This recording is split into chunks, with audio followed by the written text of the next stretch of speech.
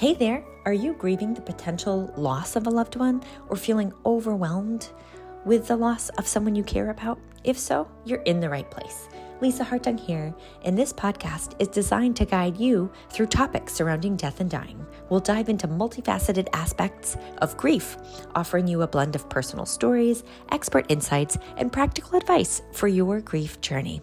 May this be a safe space for you to learn, listen, and ask questions about your own life and loved ones. So grab your favorite beverage and let's dive in. Welcome, everyone. So excited to have you back on the podcast. Today, we have Shari Ross as our guest of honor today. She's an author of Senior Living Made S.I.M.P.L.E and creator of its companion workbook and toolkit that's designed to help families approach the senior living journey with confidence. A graduate of NYU and a seasoned sales specialist with over a decade of experience guiding families through important life transitions, she combines professional experience with personal insight as she helps guide her own aging parents while raising two young adult children. We love the sandwich generation here at the podcast. So through her simple method, Shari empowers families to make informed senior living decisions and move forward with confidence, dignity, and peace of mind. So without further ado, please welcome Shari to the podcast. Hi, Lisa. Thank you so much. That was a wonderful introduction. I really appreciate you having me here. It's such a wonderful and important thing that you're doing and a great message for all your listeners.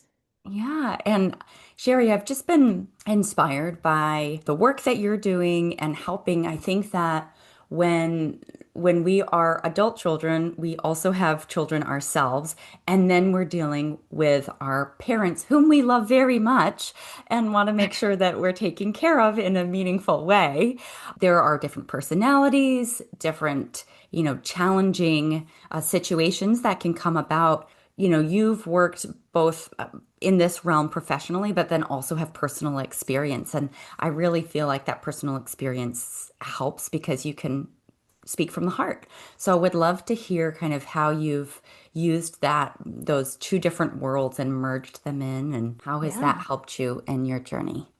Yeah, and I also want to mention, just to tag on to what you were saying, with you've got your kids you're raising, plus your parents, plus your potentially your career. So Right. it's kind Yeah. of a three-pronged sandwich generation kind of fun times.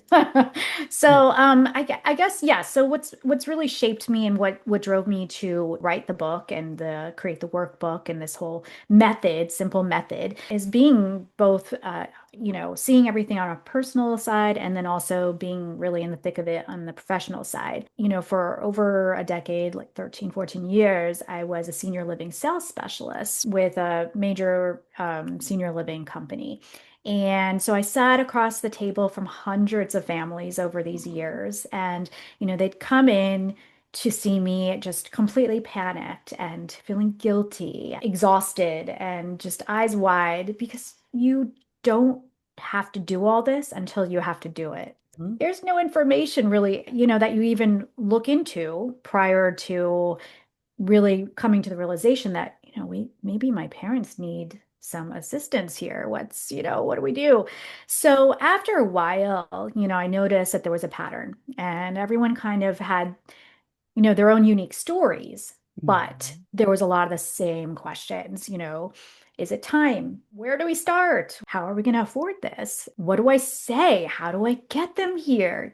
All these same questions that, made me think, I really think I need to write all this down and get it in the hands of people to hopefully read prior to being in the middle of a crisis, so Mhm. that they can go into a community and tour a community and have an idea of like what to ask and what to look for. It's just so important. And then even before that, to kind of how to bring it up to their parent and how to talk to them in a way that's not going to, set up World War II, and have a Mhm. huge fight.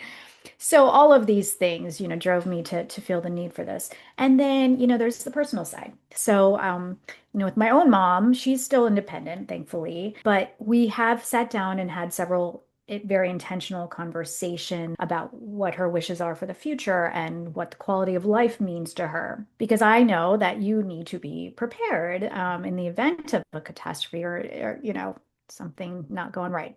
So we sat down, created a binder together that holds all of her important documents, her healthcare directives, her power of attorney paperwork, financial contacts. I will say it was not the most fun, Saturday afternoon project. But when it was done, we felt like a sense of relief, and we kind of know exactly where to go if there's ever an emergency, and that her wishes will be honored. In that sense, I feel like, we're on the right track with her. Doesn't mean it'll go perfectly smoothly when the time comes, but at least we're prepared. Mhm. And then on the other side of things, I've lived through the crisis route as well with my father-in-law who lives in Florida. I'm in California, so it's a distance. Over the years, I'd visit him and I noticed definitely a decline. And he was completely adamant he did not need assisted living. He resisted care completely, but he was living alone and he was, relying on microwave meals and he was growing frailer and he was a little bit more forgetful and just sort of increasingly isolated. Like so many stories of families that I've worked with, he ended up falling and he ended up in the hospital with broken hip and and then rehab, and suddenly there was no choice but to move into a community because he just knew he wasn't going to be able to live on his own anymore and have this happen again, because unbeknownst to us he had fallen multiple times, but this was the worst and he was on the floor for hours, so I think it finally scared him. Yeah. So I mean, but going back, I mean, I had talked to him several times about this, and I'm just telling you, he was totally, nope, I'm Like, not doing it. yep. Nope. And the big twist is that within a year of being in a community setting, he was literally a different man. He was socializing, he was eating 3 square meals, he was going on outings, he was literally thriving. I mean, looked like a different guy. So overall, like all of these experiences in professional world, personal world, reminded me that, it's not just about logistic. It's about emotion and grief and family dynamics. And, so I support others with both of these hats on. And, as the professional and as the daughter-in-law who's been through all the messiness and the human side of it. And I think that really helps a lot.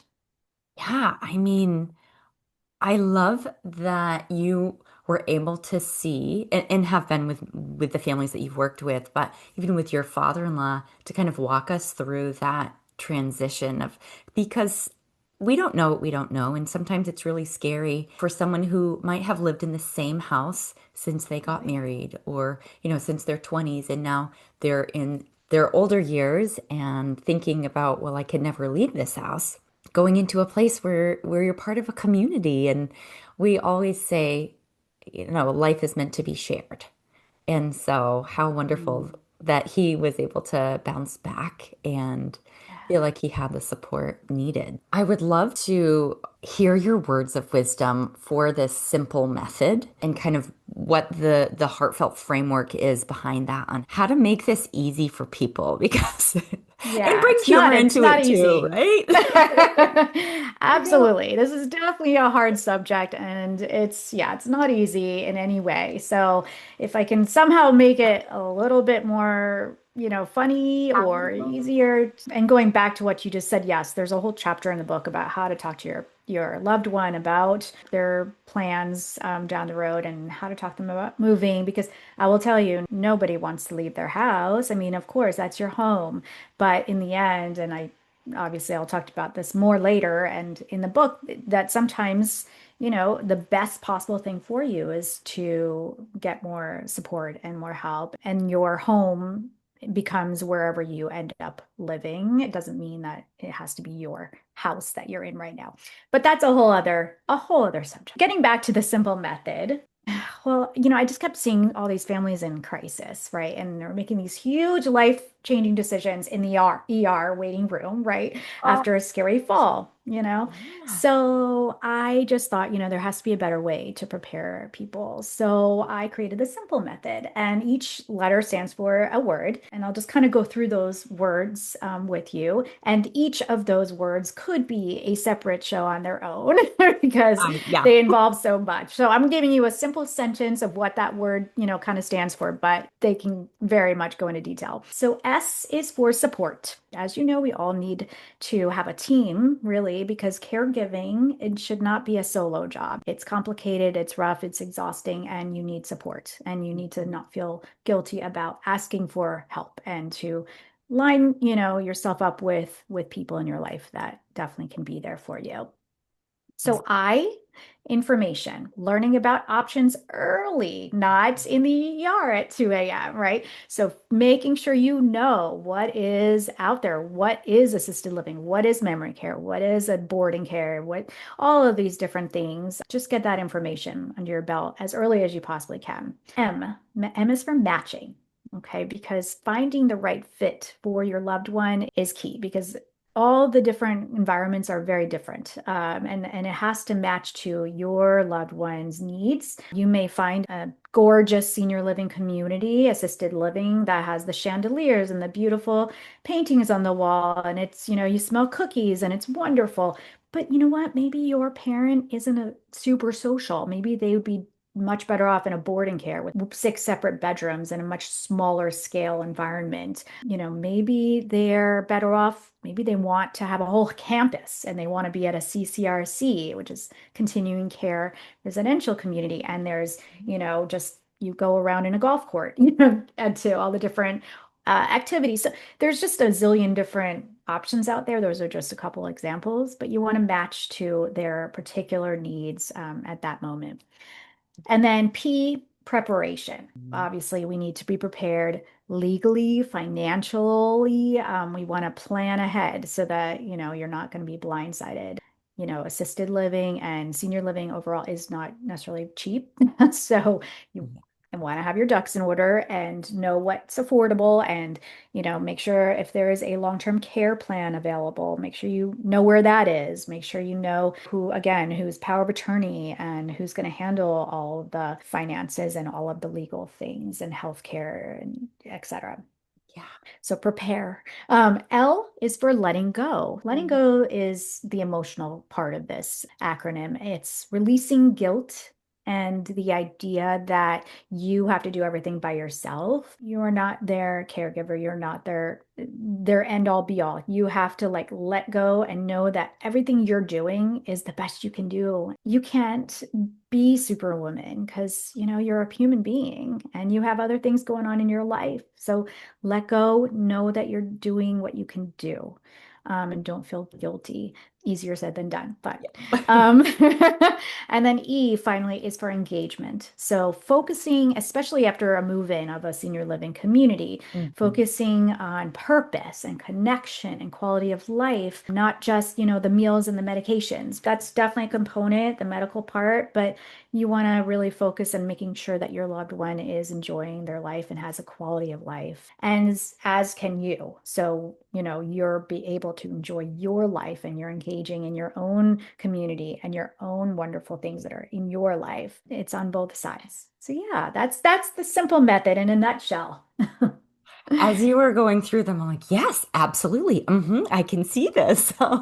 Yes, it's simple, but it's not simple emotionally. And so you want to have that clear roadmap of making it less overwhelming. And I feel like it just gives families something to lean on a bit. Yeah, I mean, sometimes there's such an unknown. So even just having those frameworks in mind to kind of examine the situation. You said letting go, of emotional guilt. And I was also thinking, my mom was a pack rat, Mainer, New Englander, you know, grew up in the post-depression area. And so it was like she saved everything. And so letting Yeah. go of physical things is also part, but Absolutely. That is the other component of letting go for sure, is letting go of feeling like you have to have all these possessions and letting go of a home, letting go of all of those things. So true. I met with so many families who, oh, but what am I going to do with my beautiful, china, my table that I've had for 50 years? And I'm like,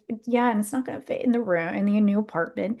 But, think of all of the other things you're adding to your life and, try to visualize that and not focus so much on the things, the possessions. You do need to let go of that a bit. Yeah, because in the final chapter, you do a life review and it's the people, it's the relationships, it's the memories that you've shared that you'll carry with you. And so it's so, wonderful to focus on all of the wonderful new things and this new chapter of meeting new friends and, maybe having a Yeah. new roommate. Yeah, But it's or start by scary. It's yourself. scary. No matter what, it is going to be scary. I mean, I could say all this stuff, and you have to really get it in your brain and take the time to mull it over for a while because it is, no matter what, it's going to be scary for Yeah. that change. Yeah. But also, there is light in everything. And some people find love in this Oh, yeah. chapter and are like, wow, I've never been happier. And so it's really, Yes. I have a story about that actually in my book. One example of a couple that met in assisted living that it was just the cutest story ever.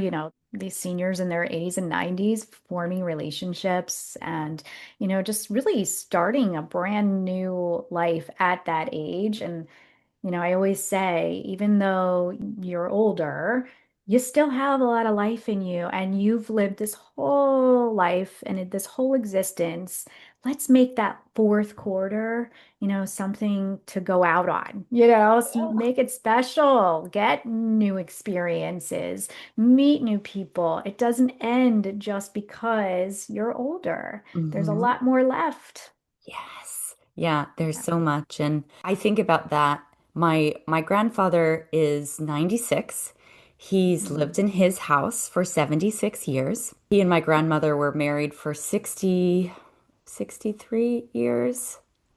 She's been gone amazing. for about a decade now. We keep on talking to him about like all of this fun stuff that he could do at assisted living, but he still drives to McDonald's every day and Hurrah! has his Good. friends that he walks across the street to the church, to the post office. And so he's got his little Amazing. community there. But I'd love to get your mindset on how do we know it's time when we need more support? Like we're going Yeah. into the phase now where we're like, well, maybe Grampy shouldn't be driving. Oh, that is the hardest. Yeah. That's Yeah. Like with my father-in-law, we had to take huh. his keys away, because he had gotten in an accident. And Mhm. so that's kind of, a good subtle sign that maybe we should Like look a into whether you should be driving. But, and that is really taking away their independence for real. So, and that's the biggest thing is, Mhm. when you're having to help out so much and when, they can't drive and they can't then socialize and they become isolated. And what we want to tell them is like, and acknowledge is that, even though you've lost all that independence, you can regain it if you're in the right, environment. There are ways, you can be in a community where there's transportation. You can get to wherever you want to get to. You can, have everything at your fingertips that you need without having to rely on other people to get you there, or do things for you necessarily. So it's scary, just in that idea of losing your independence. But so there's definitely red flags that I tell families to watch out for, based Yeah. on your question. So when you go to visit your parents, and you hear a lot about this after the holidays because they're seeing their parents in their natural environment in their homes, and maybe they're spotting some really spoiled food in the fridge, or nothing in the fridge, and so they're not eating properly, perhaps. I had a daughter once tell me that she went to her mom's house and opened the fridge, and there were literally ketchup packets and a half empty soda that was flat. Oh, And so, yeah, that's a kind of a sign right there.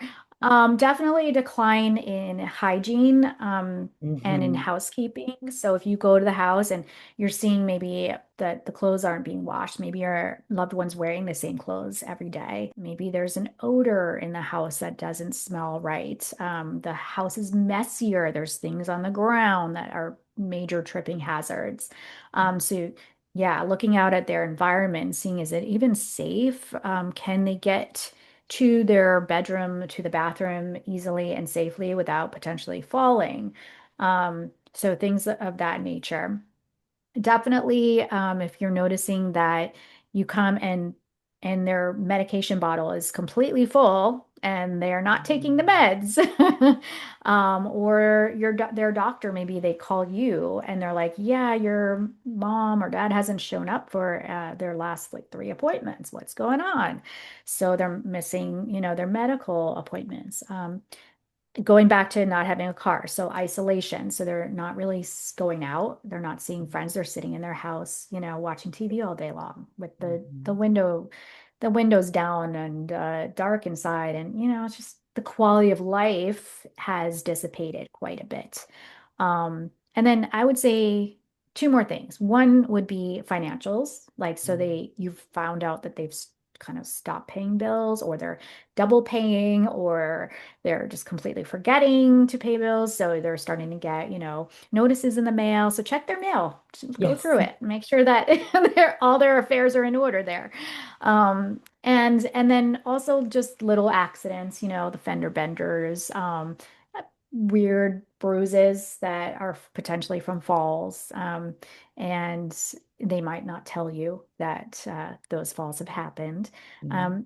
Seniors want to maintain dignity like all of us and Mhm. don't want to have to rely on their child, even their adult child, to make everything better because it's just that dignity feeling kind of goes away, at that point. The other thing I was going to say is if you're close to your parent and you're in distance and you're seeing all this stuff, or you're seeing them, I Yeah. might add, on a regular basis, a lot of this stuff can kind of sneak up on you because when you're close, you're not necessarily going to see it. Right. So because you're seeing the same thing. So it's really helpful to have like an outsider, like a neighbor or a friend or a doctor, to kind of notice things too and gently point them out, to you. So whether you're long distance or not, it's good to have that support system in place to give you kind of another perspective of what's really going on with your loved one.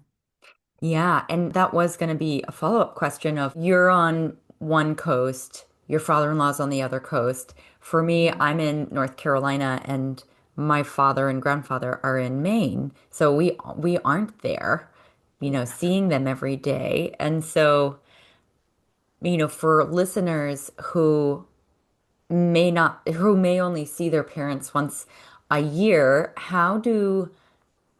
what's the simple way of of um of Ha- like bridging Keeping that track. conversation, or like how do you even get into that discussion with your loved one once you do see them? Yeah. So, and to answer too about like living long distance, there's a lot of really good tools out there now too. So again, make sure you have your support group, and it might be neighbors or church or synagogue friends or caregivers that you hire for them. Use technology. So there's, medication reminders out there, digital things, cameras. There's a lot of delivery services. And then check in regularly, like on FaceTime or with phone calls, and then you can use that time to kind of review meds and finances and what's going on in the house. But for sure, designate it like a person that lives nearby. If you're long distance, it could be a sibling or a cousin or a friend. And then, thank them a lot because being a local, eyes and ears is kind of a big responsibility, but you just can't do it all from afar. So create those systems that support both you and your parent in that way. We say it takes a village to raise a child, but it takes a village to care for anyone. Absolutely. Yes. You have to make sure all these things are in place so that you can do it, well, Mm. and not burn out. And then to answer your question about, what do you say?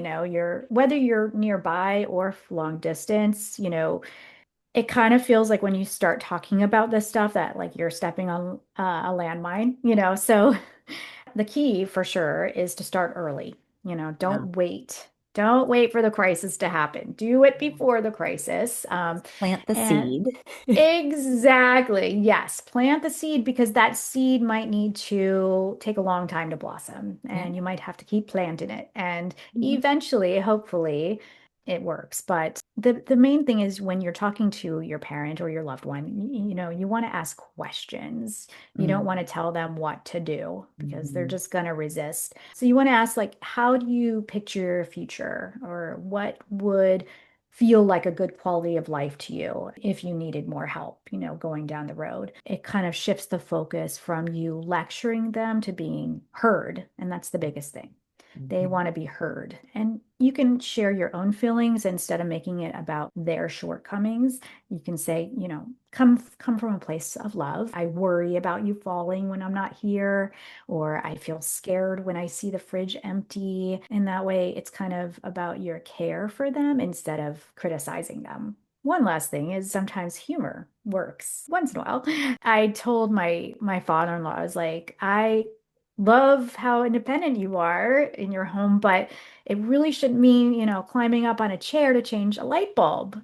Probably not the best thing in the world. And, he rolled his eyes, but I think, he got the point. He probably hopefully didn't do that anymore. Just try to use humor and soften up the conversations a little bit. Don't make them so hard and driving and Mm-hmm. controlling. The goal is not one perfect talk. It's just not going to happen. It's Yeah. just starting a series, kind of a small ongoing conversations. Yeah. Yeah. And I even think about this in the context of my grandpa, in that we're starting with the driving, right? So is there a driving service? So it's like a stepped, a graduated plan. And then Yes. we started the talk track of, look at this assisted living facility. Like, look at all the events they have and all the fun things they Let do. me stop you. Let me stop you. Don't call it a facility. Don't Oh, call it assisted a living. community?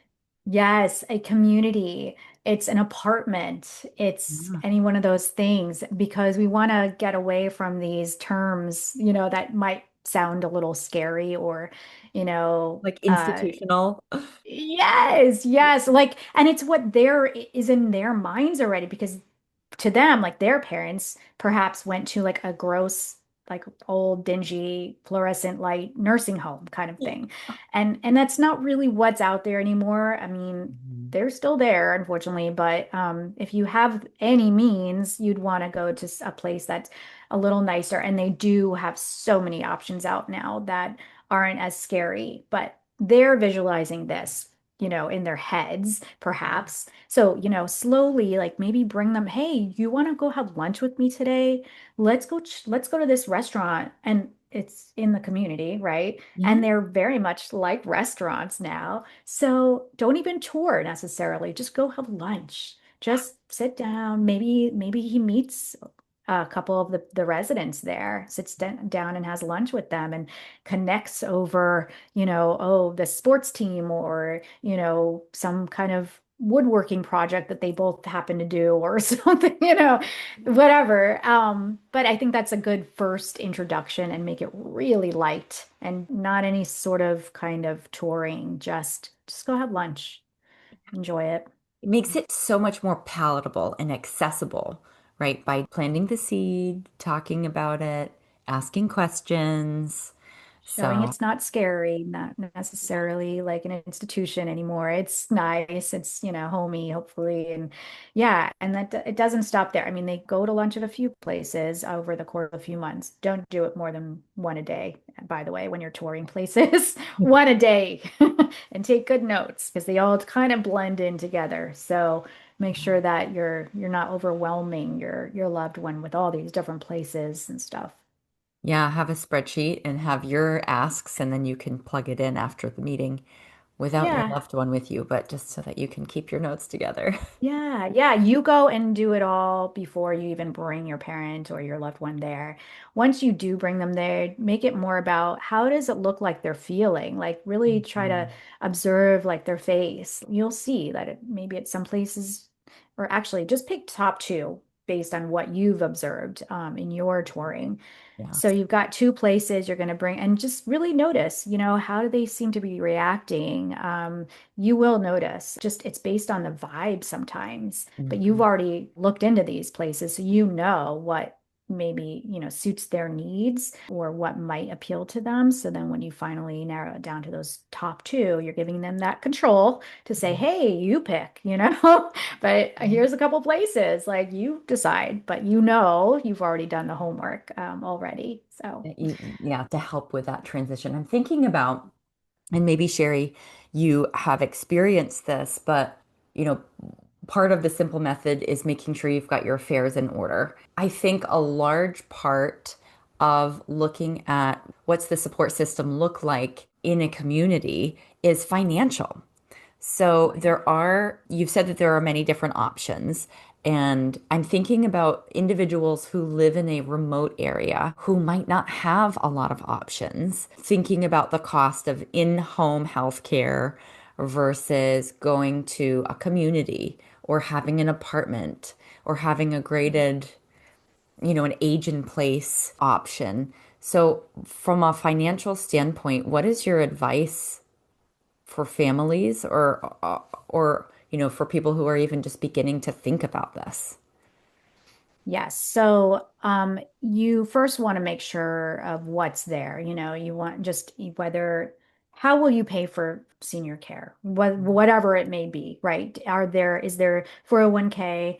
Is there a pension? Is there Social Security? Are there veterans benefits? That's a huge thing for a lot of people, but it does take time to get those benefits. So once you start applying for it, it could take 6 months or more to get them, but it's a huge help. Is there a long-term care insurance policy? A lot of elderly people these days, they did get them back when they were really good policies. Unfortunately, they're not really as good anymore. But I've seen, people who have come in with policies that literally paid for the top notch service, best room, best apartment ever, for ongoing for the rest of their lives there.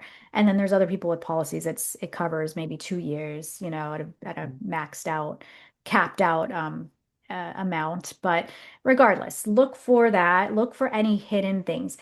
Talk about, what would it look like if you were to sell a home? Because that is one of the major ways that people do pay for senior living if they're going to go outside the home. Can I sell the home? What would it be worth? And, would that all look like?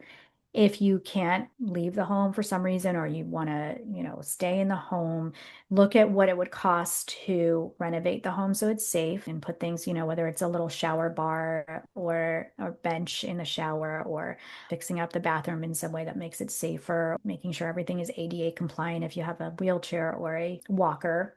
So there's different modifications that you may need to make in the home if you choose to stay there. Yeah. Then you also want to look at, what is the cost and availability of caregivers. Yeah. For that, if you have the means, I would say, and you're long distance, for example, I would say hire a geriatric care manager in wherever your parent is, because they can really help bridge that gap and guide you on, where to go, what to do, and what's out there, and kind of hold your hand through it all. So highly recommended to do that. There are also kind of referral agencies where they can, for free, help you to figure out the best environment for your loved one, and also help with working out how it can be affordable for them. You've got to do the prep work prior to all this to know what is actually there, what's available to you. And that's the first step, because you really can't start looking for a place or figuring out if home care is going to be the best option until you know really what the finances look like. Yeah. That's part of getting all of your information together, right? It is. That's That's that's the I. information and or preparation, Oh, P. yeah, It can P. be both. Yes. So they all kind of go hand in hand together. So yeah. You do. Yeah, but that's helpful. I know that some people are like, well, if I sell my house, then, assisted living is going to take all my money. And, you want to make sure that you can live there for a long period of time, right? So I Yes. think, You have to budget out. Hmm. yeah, budget that out. And I loved getting and working with a geriatric care specialist in the area, right? Because they'll know that best. And then, at least for me, I'm a working mom. And so I reached out to my employee assistance program to say, hey, can you Mm, give me the name and number of people in that town so yes. that they can be doing the work while I'm at work and then I can do the executive oversight, which has been super helpful. So employee Yes. assistance programs, EAPs are usually every company has one, so definitely worth looking into for listeners on that part. But there's also this like real guilt that comes with, is this as a loved one who's looking for better care for an aging loved one? How do you help us not feel the guilt of feeling, we can't do some of the options that we might want to. And we would Yeah. love to just drop everything and move in and help out, but that's just not reality. So, how can you help us move through this? Yeah, yeah. I mean, guilt's totally universal. I mean, I honestly have never met a family member or caregiver that hasn't said, I should be doing more. I should be doing this. I should be doing that. So I try to remind families that guilt often disguises love as failure. So if you're feeling Mm, guilty, it usually means that you care deeply, and that's not failure, that's love. You love your loved ones and you care, and that's why you feel guilty, and it's normal. mm, So like for example, one daughter I worked with, she cared for her mom at home for years, and everything was pretty good. I mean, it was stressful, but it was okay. But eventually her mom um, she had dementia and it was mm, progressing and it became really difficult, and the daughter was not sleeping at night, and it wasn't safe, and she was worried her mom was going to walk out the front door and get lost and all this stuff, right? So she knew it was time to move her into a memory care community. And she felt so awful. She's like, I told her I was going to take care of her. I told her that she could stay with me and we were going to take care of her. And I feel like I've just totally let her down. And turns out a few months later, her mom is now thriving and she is eating well. She wasn't eating at home anymore. Like she was now eating well because she's now surrounded by people, and we know that in social situations, oftentimes you're eating better. But she's now smiling, and she had been depressed, and she's joining activities. So the daughter came to me afterwards, couple months later, and she's just like, I go to visit her now, and she's like a different person. And now I get to be her daughter again, and instead of her caregiver. And I see that happen so many times where a family member is like, I can't do that to her. But what you're actually doing is the best possible thing. And it strengthens your relationship with your loved one mm. as it becomes more of a mother-daughter or father-daughter or father-son instead of that caregiver, trying to do everything and help out, which just creates a lot of stress. Yeah. So that's the key. You're not abandoning them Mm. when you have them go into a community, for example. You're just loving them in a very different way. And sometimes that's really the kindest choice in asking for help and getting that support from other places and other people. Yeah, and being able to let go, right? Yeah, The let go of that um guilt. of letting go of that guilt. And even as you were explaining it, I'm feeling a lift, like, okay, well, we don't, it doesn't have to be this hard. No, And it sometimes doesn't. I feel like, especially as women, and like we just have this like, oh, we have to be the caregiver, we have to take care of everyone. And especially sandwich generation individuals, like it can just feel really overwhelming. And It so can. allowing, like leaning on that community, letting your loved one thrive in a new space can be scary, but I mean, you've seen it. It can be so rewarding. And It I love can. the idea of you get to love them in a different way and you get to have the relationship back of you're the child again. It's no longer stressful and like, oh, I can't pick mom up or I can't pick dad up and like move him and help with toileting. And so, he's got his space and she has her space and we can go visit them. Yeah, it takes away so much of that pressure on you to do everything for everybody, because but you're also knowing that your loved one is now in a safer space, and potentially getting a better quality of life, and you can still see them and still spend as much time with them, hopefully if you live nearby, Yeah. as you want, but you're not expected to be the end all be all of everything, especially if you have kids and a career. It's just impossible. So don't let yourself feel that you have to be Superwoman, or Superman. You've got to give yourself some gratitude and just know that you're doing the very best, and perhaps this is the best possible choice for them in the end. This is something, and I would love to get your feedback on it. So, my father lives in Maine. My mom lived in Maine for her whole life. Both of their families are in Maine. I now live in North Carolina. My husband's family's all in North Carolina. If something happened to my dad, I would be the primary caregiver.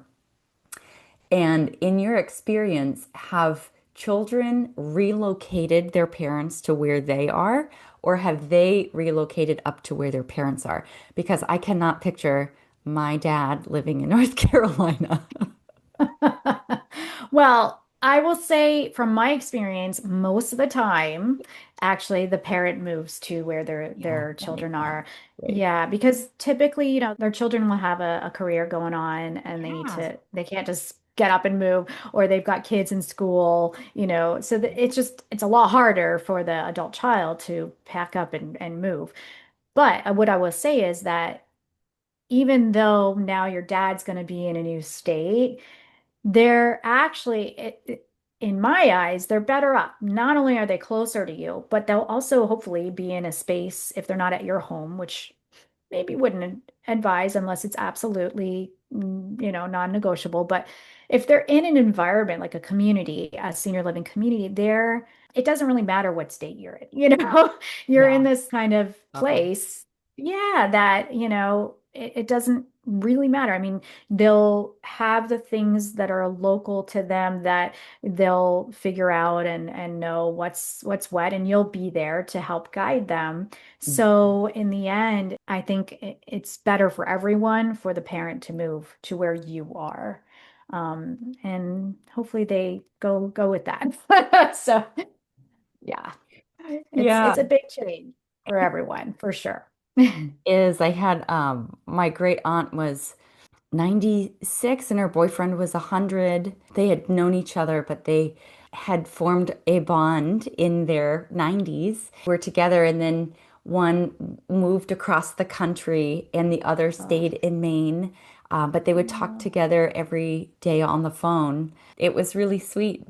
But I always think about, it's so hard in those situations as a child wanting to be with your parent, yeah. and you'll be able to care for them better if you're closer. I know, but it is, and I've seen that too. And I've actually seen boyfriend and girlfriend, seniors move together to, Oh, yeah, it's so cute. And I can't tell you how many times I've seen relationships form in senior living communities. It's absolutely beautiful.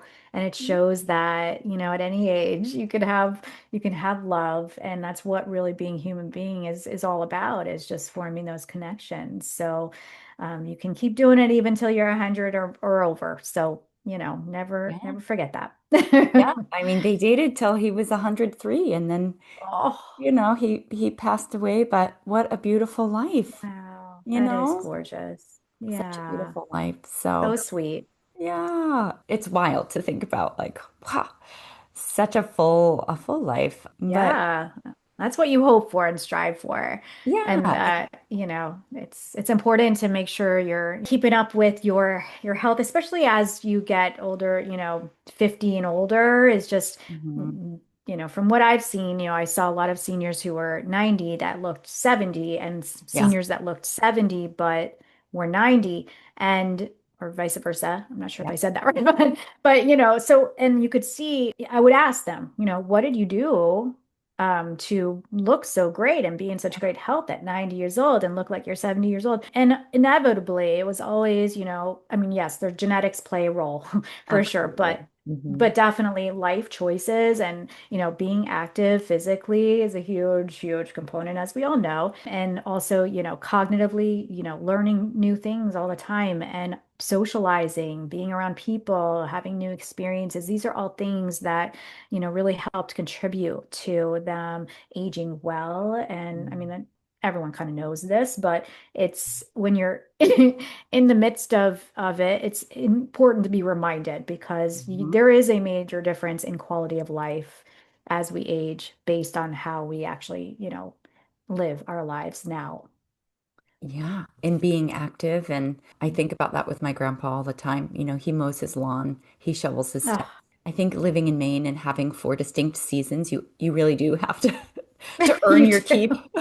Yes, yes, that's Oh, great though that he and stay independent as long as you can. And even if you're living in a community or assisted living, the one that I worked for particularly, or actually all three of them, their main goal was to keep the residents as independent as possible. You want to maintain that. It's not like you're going in there so you can just have everybody do everything for you. You want to keep doing what you can do until you absolutely cannot.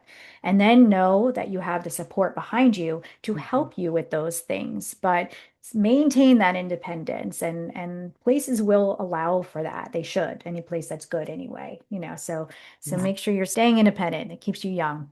it does. And it gives you autonomy, and as an individual who's going through that, makes you feel like, yeah, I've got this. So, Yeah. And it gives you um, purpose, it gives you absolutely. purpose every day, which is so, so, so vital. It's making sure that you feel like you're a productive human being. Yeah. And just because you're older doesn't mean you can't have that in your life and have productive days every day. So do as much as you can. I always say age is just a number. Don't Yes, let that prohibit you from doing anything fun. absolutely. But exactly. Yes. So listeners who may be feeling a little overwhelmed or thinking about, okay, I need to start thinking about this. What's one small step that they could take aside from getting your book? So I would say start small. Don't try to solve everything all at once today. Tour one community, get some notes on that community. Yeah. Then maybe a few weeks later, do another one. Download one checklist. Have one conversation with your parents about what matters to them. Because families really think they have to just have the entire plan figured out and, sit down and just do it. But it's really just taking the first step and each small action adds up and then makes the next step a little bit easier. So it doesn't have to be perfect, it just has to be started. Just start the spreadsheet, right? Just open up a spreadsheet and save it. Yes. And if you don't know how to do a spreadsheet, don't worry about it. Just, take notes, the best way, however you know how. Don't think that you have to do it the way everybody else does it or in this perfect, amazing, way. Just start, slowly do one thing at a time and do it before things get rough. I would suggest as your parents turn 65, that's the time. Just start slowly and build up the knowledge base and slowly have the conversations and in a way that's just, asking what matters to their quality of life and how they see aging going for them. And Yeah. that's all you need. Just one small step, I think that's so important. And I love your book, Senior Living Made Simple, because it's accessible. I love the acronym. I love what it stands for.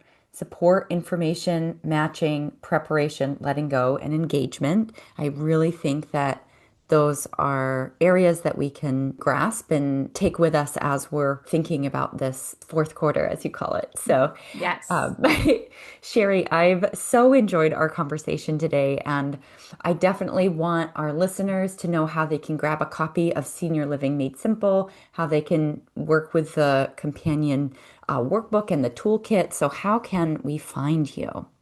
Yes, so you can find my book and my workbook both on Amazon, barnesandnobles.com, walmart.com, all the places you can find books online.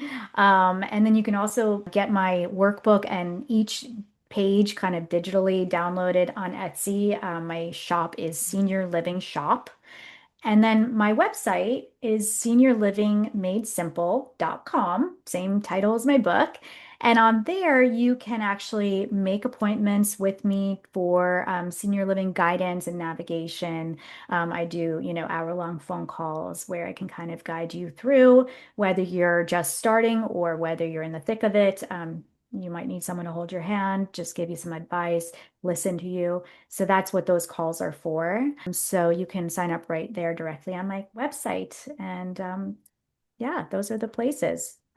Sherry, this has been such a joy, and I feel like I've just been writing notes the whole time. You're so full of knowledge, and this is the type of material that you mentioned again, we don't research until we actually need it, and so it's great to start now and Yes, start thinking absolutely. about things, and it's always nice to have a plan. So thank It you just takes again. away some of that overwhelming feeling, that chaotic feeling. Let's just make it as simple and as clear and as calm as we possibly can. And it is Yeah. a challenging area, though. Yeah, so we'll just give you a call so we can go into your website. I'll link everything in the show notes. Love that you can also get digital versions on your Etsy shop. So definitely accessible, worthwhile. So check out Shari Ross, Shari Ross, Ross. Thank you again for your time, Sherry, and I can't wait to chat with you more. Oh, Lisa, it was wonderful to talk with you. And I love your mission as well. And so, yes, you are a beautiful person inside and out. I have to say, thank you for having me on your show. Thank you. Thanks so much for listening to this week's episode of Giving Grief Grace. If you found the content interesting and think it could help a friend or a loved one, please share it with them. Subscribe to this podcast and get a weekly dose of positivity. And while you're at it, please leave a review. If you enjoyed the show and want to support me financially on my grief journey, I'm raising funds for Project Purple, a nonprofit whose mission is to see a world without pancreatic cancer. I'm doing this by running the New York City Marathon in November 2025, and I'll leave a link to my fundraising page in the show notes. If you've lost a loved one and are looking for support in an online community, consider joining our free private Facebook group, Giving Grief Grace. May you be kind to yourself in the week ahead and give yourself grace. Thanks so much for listening, and we'll see you next week.